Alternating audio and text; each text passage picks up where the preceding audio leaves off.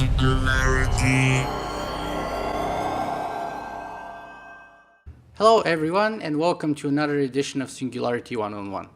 Singularity One-on-One is a regular podcast feature of Singularity Webblog where you can go and listen to it or download it in full. As you may already know, my name is Nicola, aka Socrates, and as always, I will be the man with the questions. Before we begin our show today, I would like to take just a minute to remind our viewers and listeners that if you guys really enjoy watching this show, please feel free to express your feelings in one out of two ways. Number one, you can go to iTunes and write up a good review for the show, which would help us greatly in terms of ranking the show and popularizing it and spreading the word for it, and therefore bring more people to see it and enjoy it, hopefully as much as you do. And number two is, of course, feel free to go to our donate page on singularityweblog.com or simply click on the sidebar tip jar where it says Tip Socrates, and feel free to support the show. Now that we have gone through that, it's time to welcome our guest for a second time, Dr. Randal Koene. Hi, Randal. Hi. Welcome back to the show. Yeah, it's great to be here again.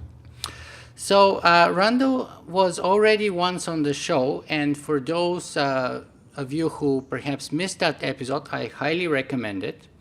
Dr. Koene is the director of analysis at Halcyon Molecular and co-founder of Carboncopies and co-founder of and director at the Neuroengineering Corporation of Massachusetts. His research objective is whole brain emulation, that is creating the large-scale, high-resolution representations and emulations of activity in neuronal circuitry that are needed in, for example, in patient-specific neuroprosthesis.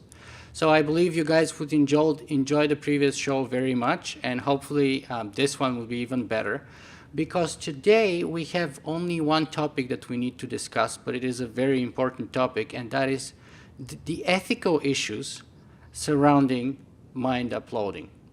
So let me start our discussion, Randal, by asking you, from your point of view as the neuroscientist who is working in the field, what are the sort of daily, or are there any daily ethical dilemmas or issues that you're considering when you're approaching your work?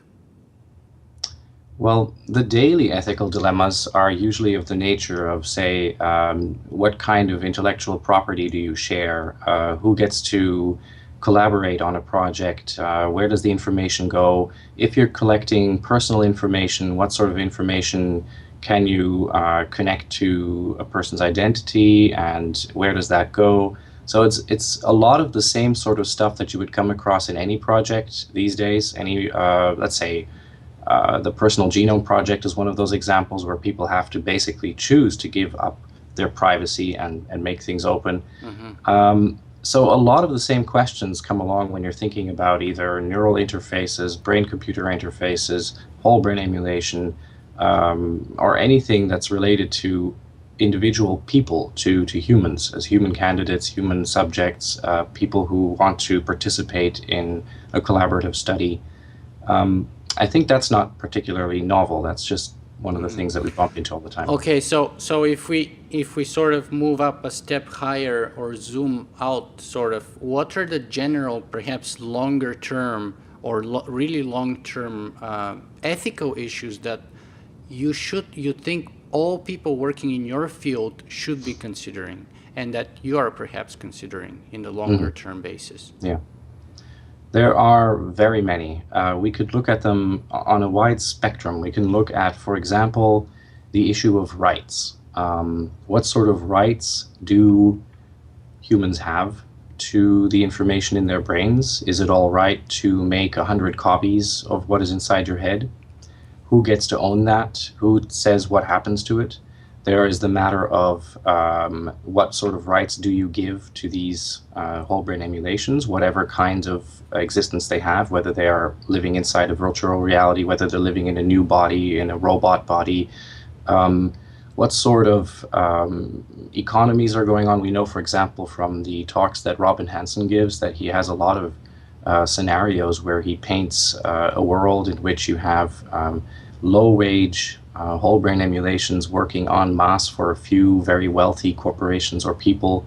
So there are all sorts of issues from along this spectrum, and probably many more. And even the issue of access: who gets to do this? Who gets to upload when? And does everyone get to have a whole brain emulation done, or is this something that's only done by choosing a select few people that we consider the best for the procedure, or something like that? So there's the access issue. And what is it being done for? Is it considered a medical procedure? Is it considered a way of preserving your own existence? Or is it considered a means of creating something like an artificial general intelligence? And when you combine that, when you put that in the picture as well, there's the question, what is the difference between a whole brain emulation and an artificial general intelligence? Would we give rights to artificial general intelligence? Do we have to worry about the rights of those who do not choose to participate in something like whole brain emulation? Does the existence of a program such as whole brain emulation threaten people who don't want to participate? Should some things be banned or not be banned? It's hard to even begin to explain how many ethical questions there are. They're ethical and moral questions, and just cultural questions, things where we have to decide which direction we want to go. So is there, for example, a body of work or some kind of a ethical guideline system that is to serve the people in your field? Or is it sort of a one-on-one kind of basis, basically your own personal ethics that are the determining factor? Because, I mean, I'm aware this is very cutting-edge science, so I would personally imagine that legislation and sort of government regulation is very much behind the curve. But I want to ask you, is there anything outside of, you know, your own ethical, personal ethics that could guide a researcher in your field? Legally or ethically or otherwise? I mean, I'm sure there are legal constraints, but ethical. Well, as you already said, these sort of things, they lag behind, and they really do. The only thing that's out there is, of course, that which exists currently for humanity at large, so human rights in a sense. That is out there as a guideline, and then what you can do is you can try to extrapolate from that. But it's difficult to say where you should or should not extrapolate, and that's why I brought up the issue of artificial general intelligence, because we don't generally go about doing that, though perhaps we should. And I don't believe there are any guidelines there either at the moment. The only thing that I know outside of my own thoughts about the matter is basically participating in groups where people discuss these questions. So you could talk, for example, to people at the Future of Humanity Institute, or you could talk to people who are involved in online discussion groups that are interested in moral and ethical issues. Now, on the positive side, it's probably still going to take quite a few years until we have any of these whole brain emulations or artificial general intelligences.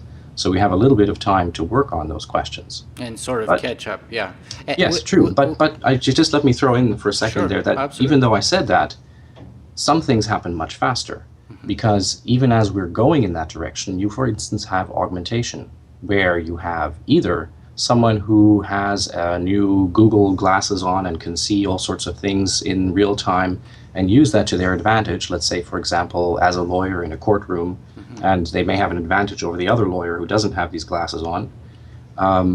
And you've got people such as this South African runner, Pretorius, with his cheetah blades, and then people are complaining, well, he shouldn't be in the Olympics because he's much faster than people with regular legs. So even though we don't have whole brain emulation and we don't have artificial general intelligence, we're slowly creeping up that curve, and we're bumping into some issues that we don't have any rules for yet. Yeah, just as a side note on that, last episode I interviewed Professor Linda McDonald-Glenn, and she's not only a bioethicist but also a practicing lawyer, and she was sharing some of her previous experience with some of her clients, and she had a specific case in which she had a person who was either a full amputee or a paraplegic, I cannot remember, but basically from legal point of view, they were arguing that the mechanical chair that the individual was using was literally a part of him because he could not function properly without it. Therefore, the distinction between his body and the chair, because the chair got damaged when he was on an airplane, and basically the air company was like, well, we damaged his property. And their argument was, no, you actually damaged a lot more than his property, because while it was damaged for a year, he was basically bedridden. He could not do anything in the meantime, because that's his legs, that's his mode of transportation, that's everything, that's part of him, literally. So I think, back to your point, the legislation and those legal precedents are sort of coming on a step-by-step basis, and are going up sort of the range. But let me grab one of those issues that you mentioned and use it as a launching pad, perhaps. Now, you mentioned access. Yeah. Access is always a very charged, very political issue, if you will, because the argument goes that, death used to be the great leveler. So it didn't matter whether you're a king or, a pauper, eventually you will die. And in death, we're all equal in a way, because we all die. Now, the idea presumably goes that if you are successful, and people like you are successful in whole brain emulation projects and eventually mind uploading, then the rich would conquer death while the poor would continue to die. And therefore that, old argument that death is the great leveler, go in the dustbin of history. So what do you want to say about that as an ethical issue? Clearly very powerful and polarizing issue. Yeah. Obviously, like you'll probably hear most people say, ideally we would love everyone to have access to every technology. So, for example, we would like everyone to have access to the best healthcare available, and the best surgeons available, and the best medicine available, and to uploading when it's available. The realities are not often shaped just by what people want, but mostly by what's available, what the resources are, what the politics are, and of course what the laws are. And you said that in the past death was the great equalizer, but of course this wasn't entirely true, because the pauper had an average lifespan of maybe 16 or 18, and the nobleman had an average lifespan of something like 40 or 50.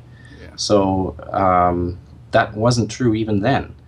But the idea goes that you're dead forever. So if you're alive for 16 or 40 years, since you're dead forever, it doesn't really make. Well, you can probably still apply that, because as I've probably pointed out the last time we spoke, I find the concept of immortality a very strange concept to have, because first of all, you cannot really imagine any technology, or at least I can't, that would preserve your life regardless what happens, no matter how long you look into the future. So there's always going to be more time where you don't exist than time in which you do exist. And the other point is that if you change enough, let's say that you start making a lot of modifications, at which point do you say that you still survived, or did you just change into something completely different? So where do you draw the line and say this is the end of your life, or does it continue? And how is that different from, at what degree, at what point do you say this is different from continuing through your children or through your works or something? So it's all there's a lot of nuance and stuff, and I don't like the word immortality for that reason, because it assumes infinities that simply are not being provided by that technology. But so I will come back to that issue about is it you or is it not you, because that's a very important issue, and it's also an ethical issue. But let me just give you a scenario about how, if the research you're working on is successful, I think it's clearly a case of immortality, because if you can do one mind upload, then in a way that's like a backup, right? You do regular you do one mind upload, say something happens to that specific individual, right? And there's an accident and, they're deceased. Then you simply recreate the latest sort of backup copy, and you instantiate it in a new body, and then you keep going. And as long as you have sort of a fresh backup copy of it, then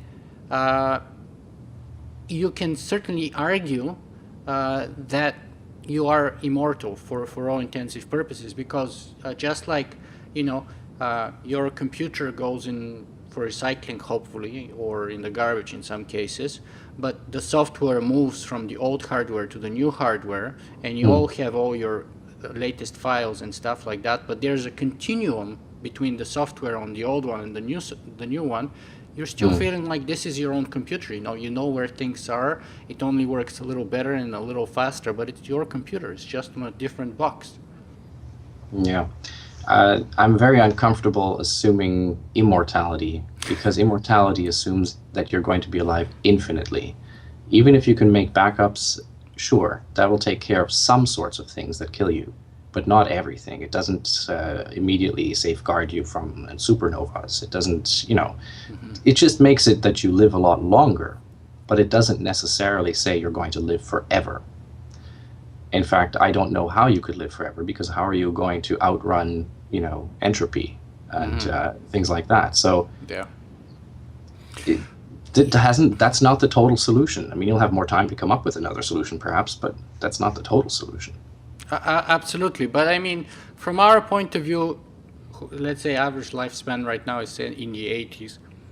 If somebody lives, say, I don't know, 100,000 years or 1,000,000 years, that's almost forever from our point of view, I think. Okay, so that's where the when you use the words "for all intents and purposes," that's kind of like saying, well, if we look at it from our point of view, it seems like it's forever because it's very long. Yeah. And okay, sure, we can go with that. Yeah. And yes, in terms of entropy, I mean, the sun probably has, another 5 billion or 6 billion years left.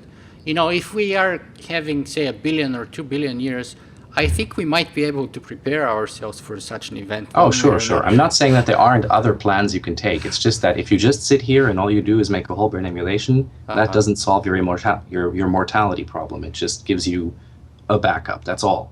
Absolutely. If you just make the upload right here, all you need is maybe an earthquake and your device is destroyed and you're destroyed with it, and that's it.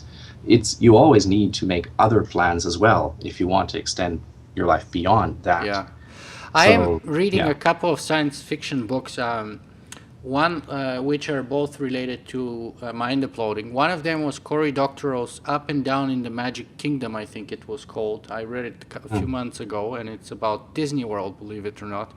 But it's about a murder case of a mind-uploaded individual who gets, reinstantiated after he was killed, and then he starts sort of investigating his own murder.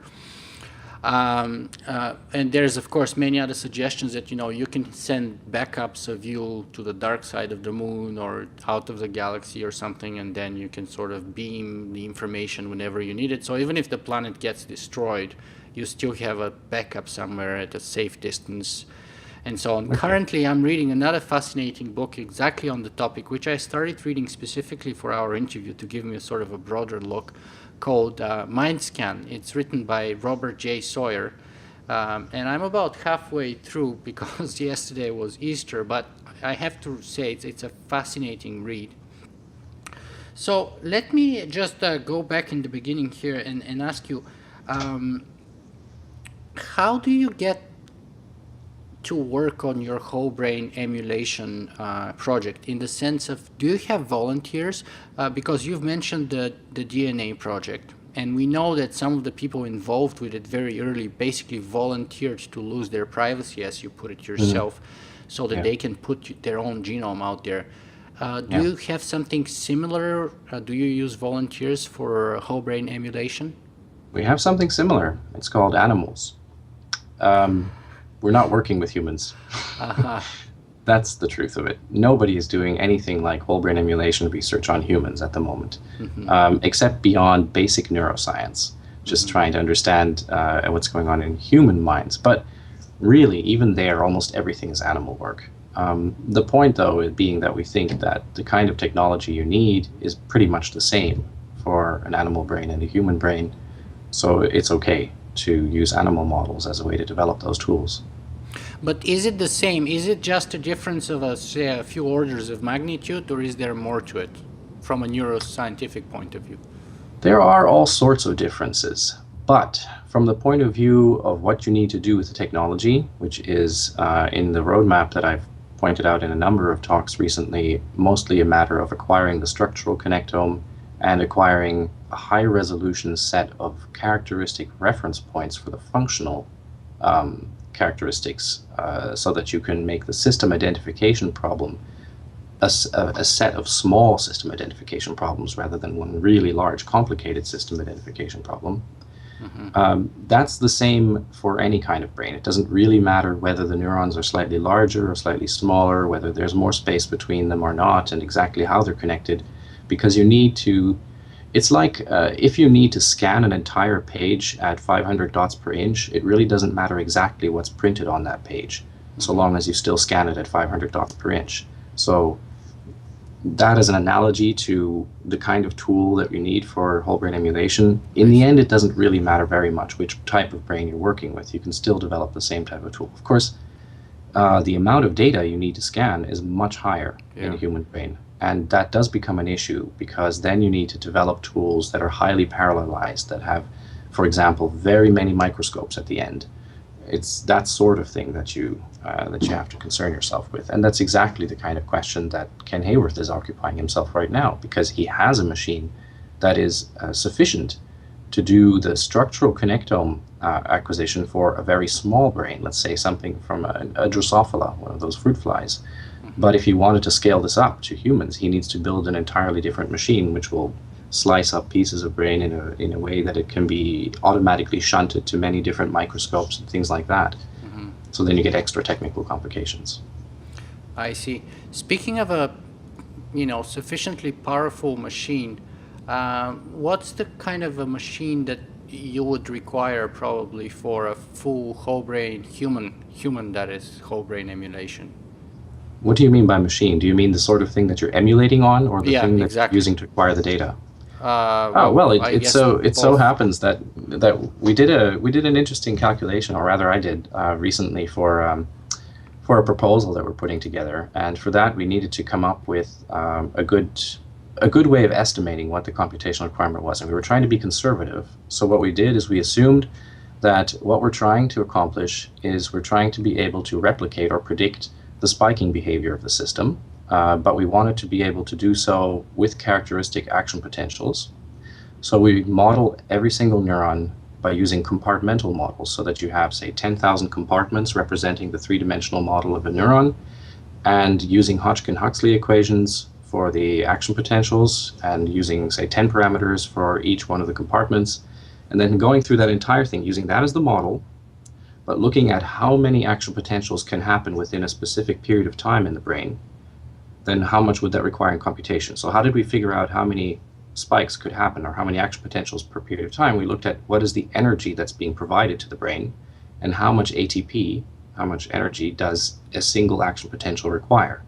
When you do all those calculations, in the end you find out that if you're going to model it as a compartmental model like that, a whole brain emulation for 86 billion neurons requires about 1 exaflop.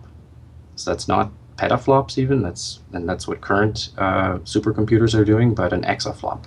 Yeah. That sounds like an awful lot, but on the other side, all the countries that are participating in supercomputer developments, like the US, Europe, India, they all have plans to accomplish exaflop computing by somewhere between the year 2017 and 2020.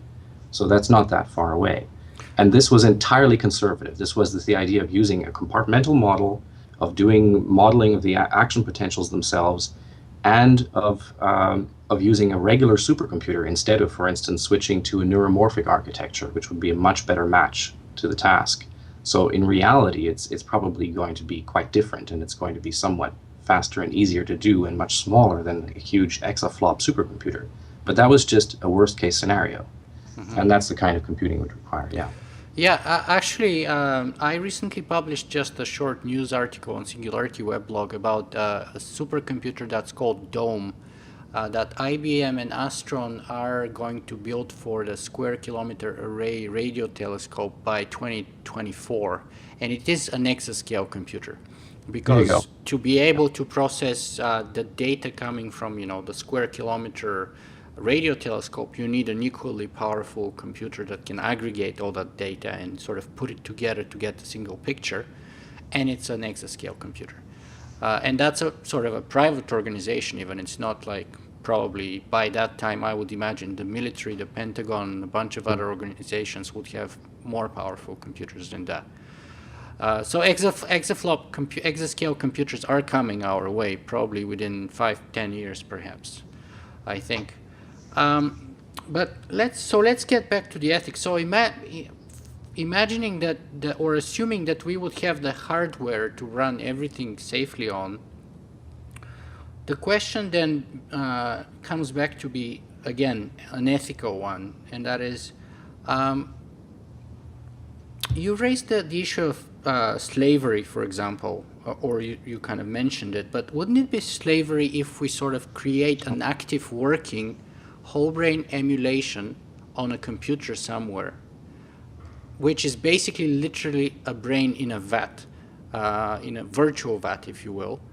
And I'm sorry, could you repeat one part of that question, because I just lost my the little plug in my ear for a second there. No problem. So assuming that we have all the hardware required to make whole brain emulation a reality, would it not be slavery if we succeed in it? Because in that case, we would have created a whole brain in a vat, if you will, in a virtual vat, somewhere on a computer, which is sort of separate from the real world, and which we could basically turn off and therefore kill anytime that we feel like we've done our work on.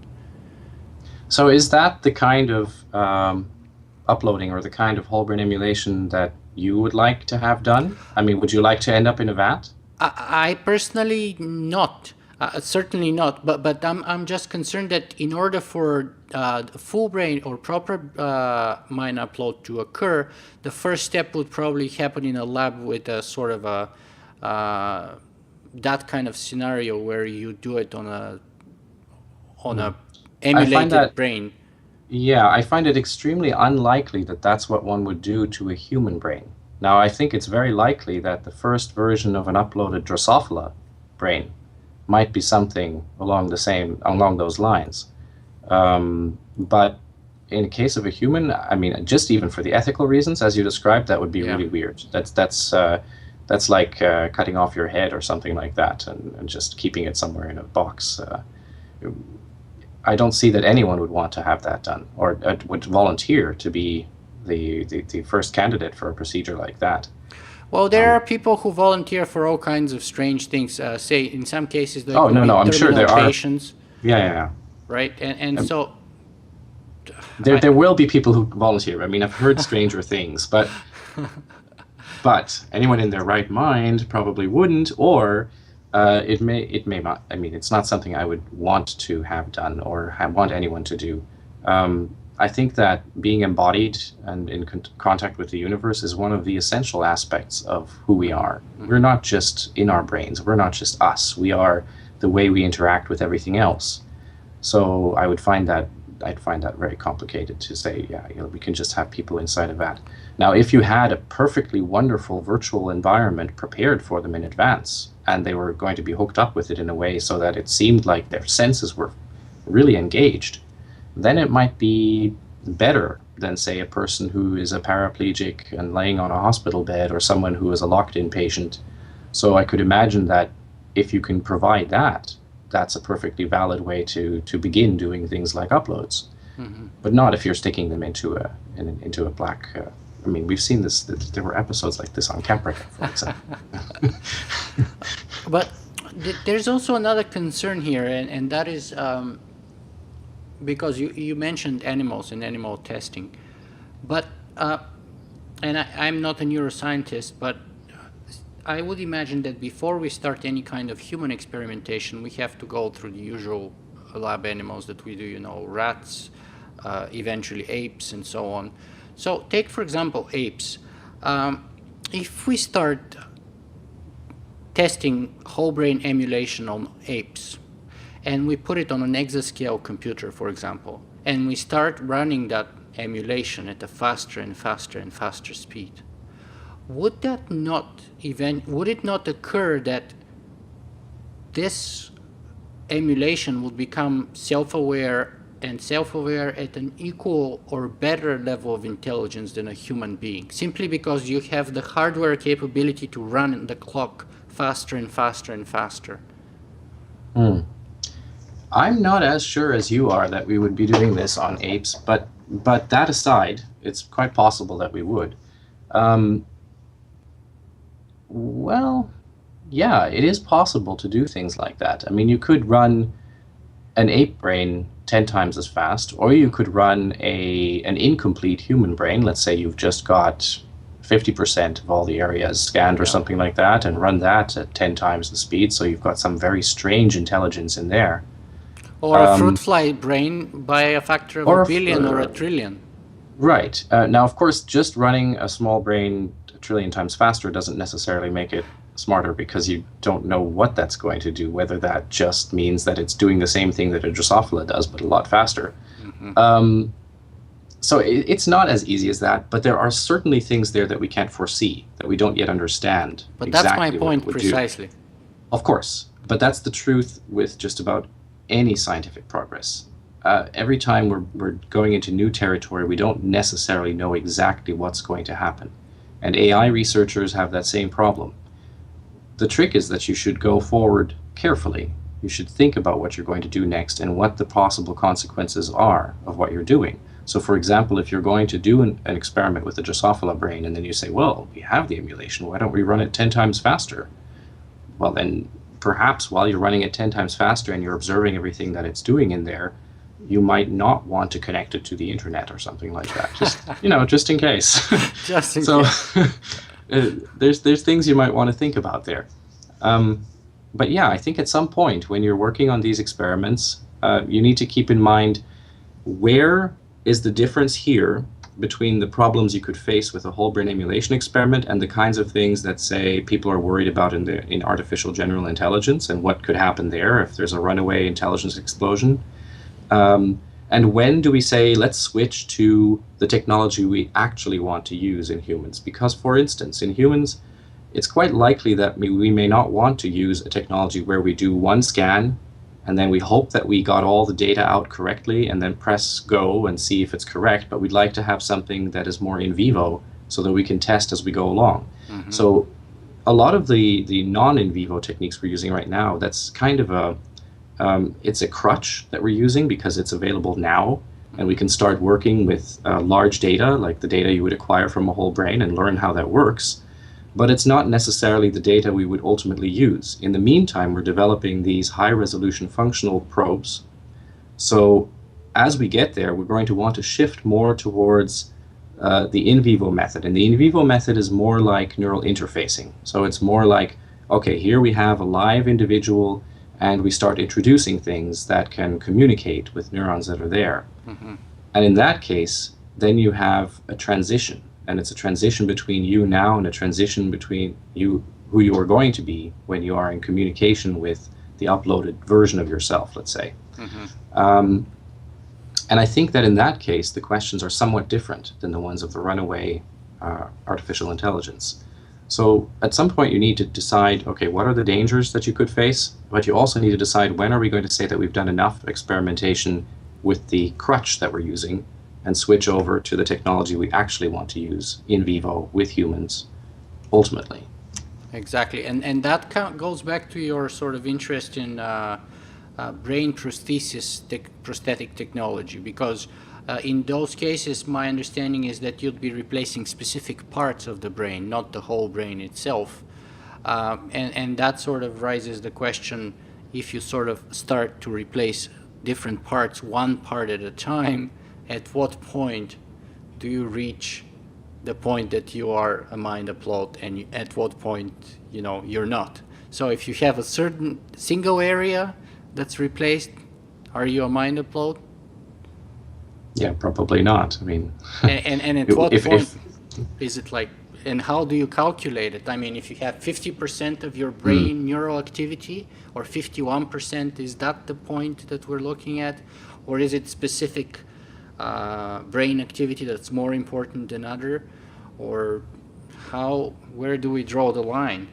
Because, say, if you're a Parkinson's disease, or you suffer from epilepsy, or all those other issues that can be treated perhaps with certain kinds of brain prosthesis, then the question arises, and all those hardwares that would be eventually placed into the brain, they would be able to hopefully be updated wirelessly so that you don't need to keep going in to fix things up. And then at what point do you become a mind upload, really? Yeah, I think, well, why is it so interesting, or why is it actually that important to have a definition of when you're an upload? Is it because it would be not only because, you see, ethical issues started as ethical issues, I think, but eventually end up legal, political, and religious issues, right? Because, say, imagine tomorrow I'm a cyclist and I have a car accident tomorrow. I've learned to wear a helmet, by the way, but say tomorrow my helmet doesn't help. And I have specific brain damage on a specific area. And because you know me and because you like me so much, you create a custom-made device that would replace specifically the damaged area. And say, from my point of view, I'll be okay, right? But from my wife's point of view, that I may not be me anymore. I may be somebody else. And she could say, my husband's dead because the brain that was my husband was cut operatively and was thrown away. That biology of him is gone forever. And now he has a brain implant, a chip of a sort. And that's not my husband. So that would turn into a legal issue and then a political issue. Do I have the same rights? Right. So your personality changed in some way, and she no longer thinks that this is really you. That could happen even without a chip, right? That could happen just by having a lesion in your brain, or through something like Parkinson's disease, Alzheimer's disease. You can change in the way that you behave, and people might say, well, this isn't really the Nicola that I know. Does that mean that they take away your rights, declare you dead? Well, you see, but let me give you another example, which is very much related to the book I'm reading right now, as I said, which is called Mindscan. I'm about halfway through the book, and it's a legal case between the heir of a very famous writer who uploaded herself into a new body. And she had something like $40 billion worth of, property. And then her son basically sues by claiming that his mother is dead, which the biological body was dead, and that even though this thing acts like my mom, therefore, functionally speaking, in terms of behavior, there's no difference, that's not my mother. And that's the case in front of the court, and that's at the point of the book that I'm at right now. So imagine, for example, even if my behavior doesn't change after the accident, but imagine that the accident is so bad that 50% or more of my brain, say 60%, needs to be replaced. And usually in cases like that, I would be dead. But because we know each other and because you like my podcast so much, you decide to replace those 60%. And there's no visible difference. I keep interviewing people. I keep doing what I'm doing. But my wife, for example, might say, or we don't have kids, but say, imagine we have kids. They would say, well, I need to get the $1 million health insurance that my dad had because he's dead. Right. So there are a number of ways you can go with that, right? You could either take care of this problem yourself because you know you're going to have an upload done, and you can have contracts drawn up that clearly show that this was where you wanted your fortune to go. You wanted it to go to this new upload. Of course, that requires that we do recognize the rights of uploads in general, right? So then you need to have that established. But again, that's something where we need to begin thinking about it. Like, color of skin doesn't necessarily mean you're not human. And why should the nature of what your brain is running on determine whether you're human or not? So that's another question. You can go there. Then alternatively, we can say that in general, even if someone didn't write up their own personal will in that manner, that in society we recognize that an upload of a person is that person, and therefore they have that right. You can go in that direction, but that requires changing laws or making it possible for people to understand that an upload is a real person. And we can try to apply some of the laws that already exist. So, for instance, there are, of course, many court cases where an heir will try to have their parent declared basically legally incapable of Not of taking sound care of mind. themselves and not of sound mind, and therefore, they should be in charge of the estate. Yeah. That happens all the time, and then you have to have a judge come in and decide, well, is this person really of sound mind? And then you would hope that if they see this upload is actually of sound mind, that they decide in the same way. The issue here Yeah, in the book, for example, was that yes, all those things were met, as you said. The woman in case, her name was Karen. She wrote everything that according to her will, that the upload would be in charge basically of her affairs. But the problem was that somebody issued a death certificate for the body, and once you have a death certificate for the body, that person's legally dead. But didn't she say that this other thing should have all her property? She I mean, did, whether but or it- not but that is the- her, She did, does it but really matter if it's her? it totally does, because the court, because she not only uploaded, but she uploaded, and her new body was like in her mid 30s or something like that, and whereas when she died she was 85. So she didn't even look like herself anymore. I mean, she But does looked that like matter? a younger If copy of if herself. I make a contract, if I make a will and I say I want to give all my fortune to person X, even if that's not me, that's just somebody completely different.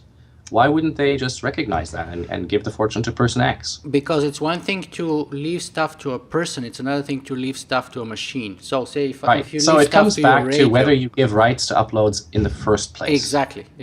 That's what it comes down to. It doesn't Exactly. really matter whether it's you or whether it's someone else. It all comes down to, do we give rights to other kinds of intelligence Exactly. that are not simply biological human beings? Yeah. They could be artificial general intelligences, they could be mind uploads, they could be any other form of intelligence that we create. Let's say we develop a new one in the lab, a biological new intelligence that's not human. Let's say we uplift apes to higher intelligence. Mm-hmm. Do we give rights to all these creatures? And then you have to start asking yourself questions. Where do you draw the line and say, why shouldn't we give rights to these creatures? Is there a difference between, say, a person with an IQ of 90 or a person with an IQ of 120? When do you get rights or don't you, even in humans? Well, we don't make that distinction. We give them all human rights. Yeah. So why wouldn't we give human rights to an artificial person? Well, those are some of the questions and issues that I discussed from legal point of view last time with with Professor Linda McDonald Glenn. And my question to her was, if a corporation could be a legal person or a ship could be a person legally, why would not a sentient being or an artificial intelligence also be a person, right? And we went into all that from the legal point of view, but of course, because the legality or law and ethics are tightly connected, but as we know, not everything that's ethical is legal, and not everything that's legal is ethical. So Right. there's also that dimension of complexity there. So I mean, those are all very important issues that we all, and I mean, we cannot resolve It's them entirely today. a culture question. It's a culture question. It's about whether our culture is mature enough to tolerate. to think in those ways, because I mean there are still plenty of places, and of course there were plenty of times Yeah. when many groups of people didn't have rights, and it was maybe because of the color of their skin, maybe because they were in someone's employ, they were a serf, or maybe because they were female. So there are many cultural reasons to either give rights or not give rights to people, and so it is a matter of the culture getting to the point where they decide, yeah, that's what we want to do. We think that these are all intelligent beings that have those rights, and then you change the laws, and that's what's considered right. So let me ask you, let me put you in another sort of a scenario and see how you answer to it, because imagine that everything that you said has been accomplished, right? The law recognizes the sentient rights or the personhood of mind uploads. But during the mind uploading procedure, as in the book, there is an accident, and instead of one copy, there's two copies that are being created. And one of the copies, actually the first copy, which was sort of damaged, is hidden by the company, the corporation, that does the mind uploading. Yeah. So the question then is, which one is the proper heir of you? So you only wanted to have one copy made, You and you wanted said, to, this yeah. is the one that will be the heir, and then they make another copy accidentally and they hide it somewhere and it's been damaged or something like Yeah, that. it's in a warehouse and they do tests of Right. it because it's Yeah, yeah. stuck somewhere in, say, 10 years ago. The memories loaded up until 10 years ago and didn't load up for the last 10 years. Right. Yeah. Which one is you then? Which one should properly receive your property and be the executor of your, rights? Well, like many questions in law, I think that's really difficult. It's as if, you only wanted to have one heir, and you went through a fertilization procedure, and they implanted a number of eggs, and then instead of one baby, you had two babies, but one of the babies was sent out for adoption. And then afterwards, when you die, the second child also requests part of the inheritance. What do you do then? Well, it goes to a court. And then eventually, by going back and forth between all the different parties, they come to some sort of semi-agreeable conclusion that eventually turns out to be what the judge decides happens. And I think that's what would happen in this case as well. It's like so many other questions where, yes, there are new problems that we need to think about and methods that we need to apply, but very often it's not as novel as we think it is. It's stuff that we've come across before, and we know how it happens. Exactly, but then the question is, do we have two Randals in the end of the day? And if we do have two Randals, no, which one gets to move into your house? You did not specify that these two copies were synchronized and would constantly receive the same memories, so of course they're not both going to be the same individual. You could give them different names. You could say one is Randal A, one is Randal B, and then boom, you've already got two different individuals. And even if you don't give them the same name, it's just like having several different people called Adam Smith, who may be completely different individuals. Just because they come from the same root doesn't mean that they're the same person when they've gone on and experienced different things. And what if you have a number of identical copies? I mean, we did touch on that issue a little bit on the Right, first but it's the occasion. same thing, right? I mean, they're identical copies at the time of creation. Yeah. And the moment they start experiencing different things, they're not the same person anymore. Divergent They're all paths. different people. Absolutely, yes. But which one of you should be moving back to your house after the multiplication period? Say that your biological body is dead. You have Right. 3 mind uploads, identical at the mind of uploading, because and as you said, they would have divergent paths afterwards and become different Randals on their own right. But the question is, which one of them 3 twins or triplets, let's call them, just like the case of the baby you gave, right? You wanted one baby, you end up with twins or triplets or quadruplets. Right. So which of the babies are you going to take home? Yeah, it's the same question, really. That's a good point. My answer would be all. Would be all of them. That would be my answer. But if you're talking about adults, then I don't know which one should go into the house, and especially if you have a family. Does that mean that your kids would suddenly have 3 or 4 dads now? Or your wife would have 3 husbands suddenly by mistake? In principle, if you have no changes in culture, if none of our cultural norms change, then yes, you would.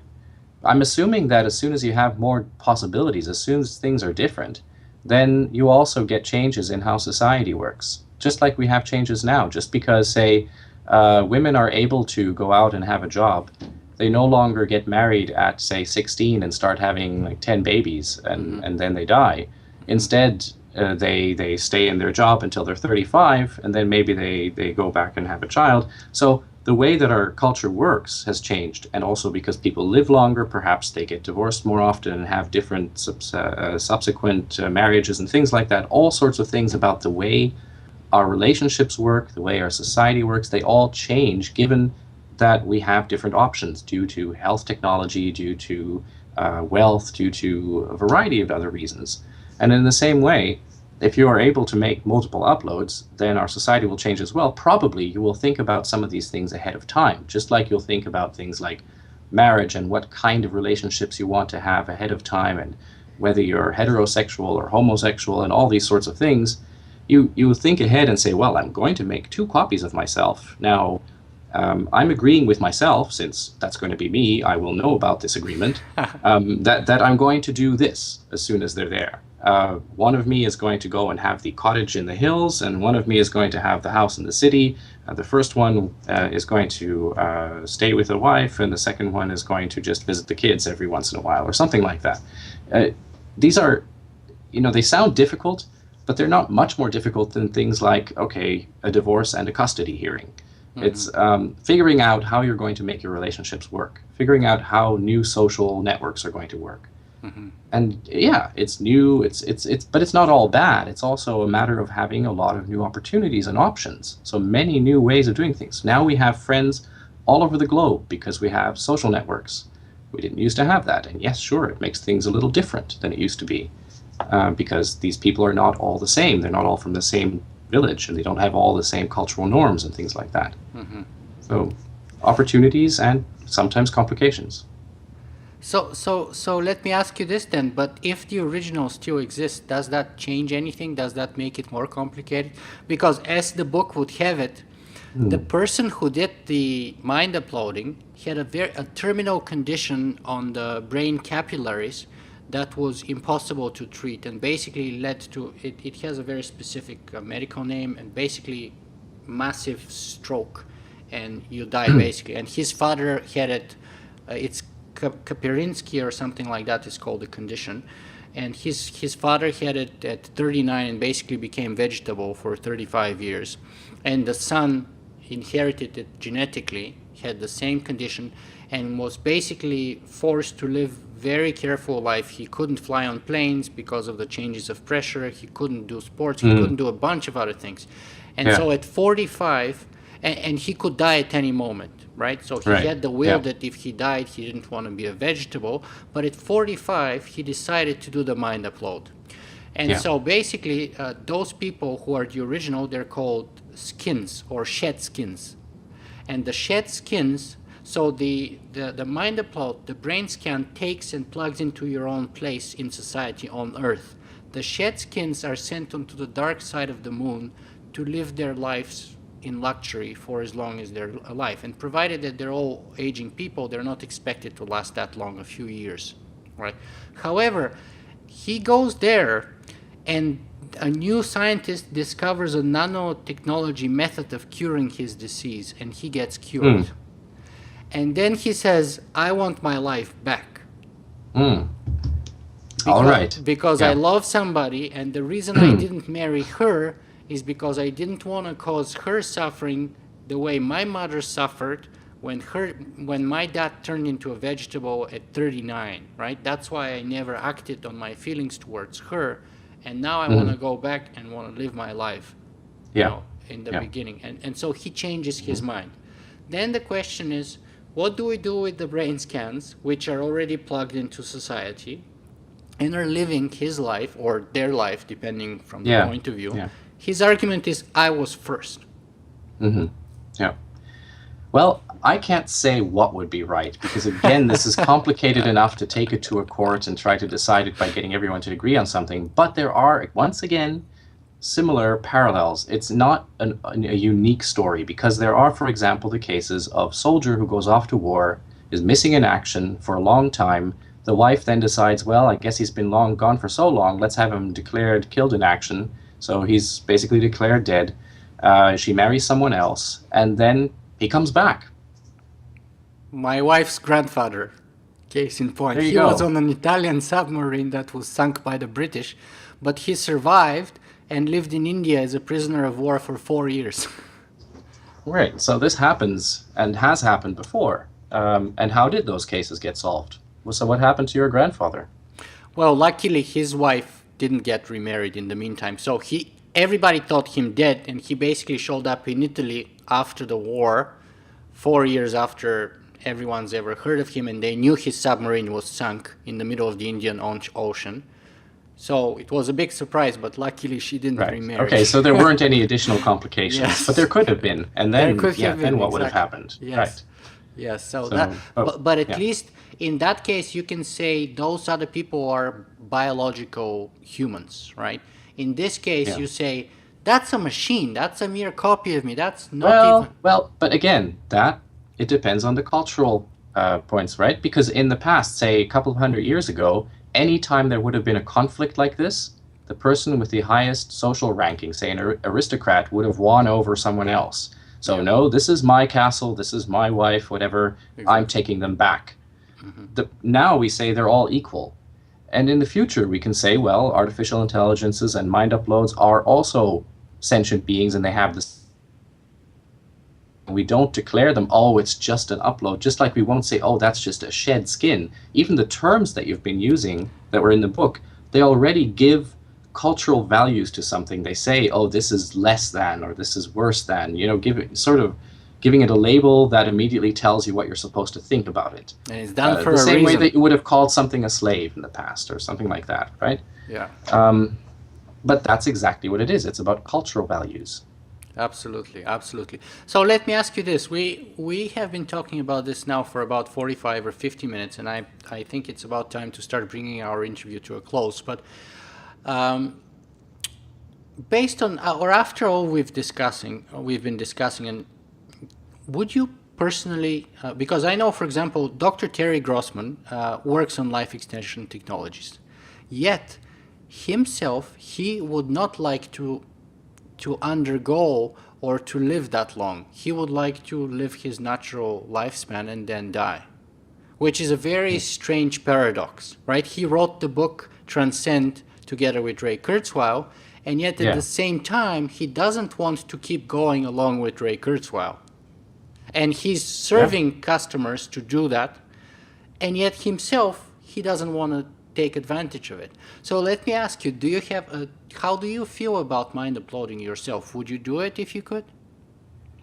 I would do it, and I've been asked this many times, but I don't want to say, oh, I'd like to shed my body as soon as possible or something like that, because sometimes people think that's what it means if you're interested in uploading.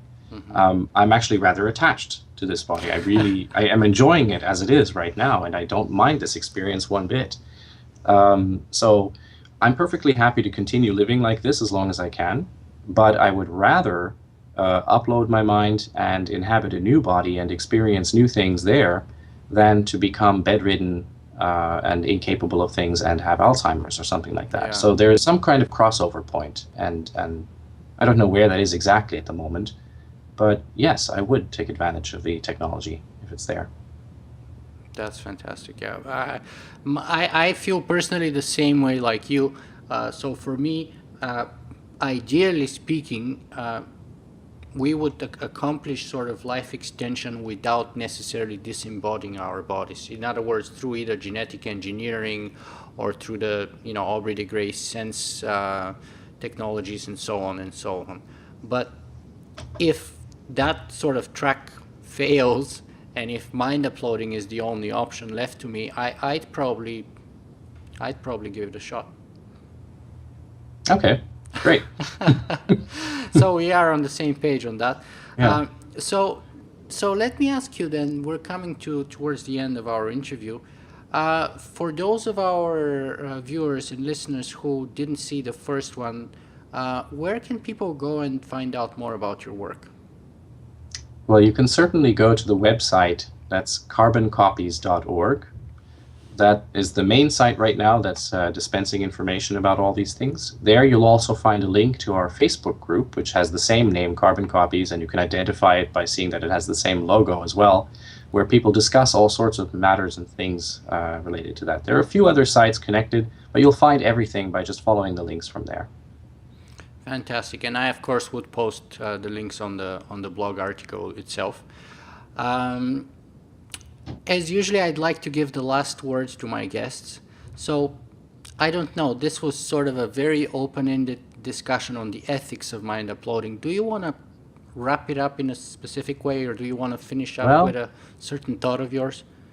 I would like to mention that I think that although we've discussed some interesting future scenarios based on, say, what comes out of books or complications that we can think about, the really difficult ethical questions are quite different and very political and probably worth another entire discussion. There are things such as, if you allow people to augment themselves, if you allow people to do things like uploading and perhaps become 10 times as fast eventually, then what happens to the people who decide not to do this? How does that impact their lives? And if it impacts their lives negatively, does that give them permission to prohibit other people from taking those steps? So how do you deal with this, this sort of, it's not really a conflict, but this concern, anxiety, whatever exists between the pro and con groups, and do that in a manner that works out best for everyone in the end, and that doesn't really take away our freedom to explore and our freedom to move forward, but at the same time doesn't put others at risk. I think those are the really hard problems when it comes to completing this kind of a technological step. That's definitely a fundamental issue, and it kind of goes a little bit towards the first issue with respect to death and with respect to equality, and probably the rising gap between the rich and the poor, and the gap between those who decide to embrace those technology and those who decide against it, for be it religious or ethical or moral reasons or anything. In a way, we have a small example. Now, let me use your tools here. In a way, we have a small example in, say, the case of the Amish and so on, who are people who do not embrace all of our technologies and sort of choose which parts and at what stage of their society to embrace them or not. So we have a little glimpse there, perhaps, but certainly the discrepancy that you're referring to would be infinitely more substantial. So, and it would be therefore a much bigger political issue and legal and moral one than it is right now, I think. So yeah, that's definitely something we should consider. Okay, well, let's leave it open-ended. I mean, I didn't think that we can literally wrap up such a fundamental discussion today, and of course, right. It's just the start, actually. Yeah, it's the start of a discussion more than anything else. Absolutely, exactly. Yeah, because as we said, the good news is that we have many years, perhaps many decades, and perhaps maybe more than that, to sort of hash through and discuss and debate all those issues before we actually have the practical sort of reality of them occurring, right? Yeah. So hopefully by then, and this discussion is an attempt to put the issues out there in a way. So let's hope we're successful. And I'd like to take this opportunity to thank our viewers and listeners for being with us here today, and to remind you guys again, write up a review on iTunes for the show if you like it. That's a fantastic way to help us spread the word and discuss more interesting issues and bring other interesting guests on the show, and including Dr. Randal Koene again for a third interview perhaps. Sure, always up for it. Okay, thank you, Dr. Koene. Yeah, it's been a pleasure. Thanks. Bye-bye. Bye.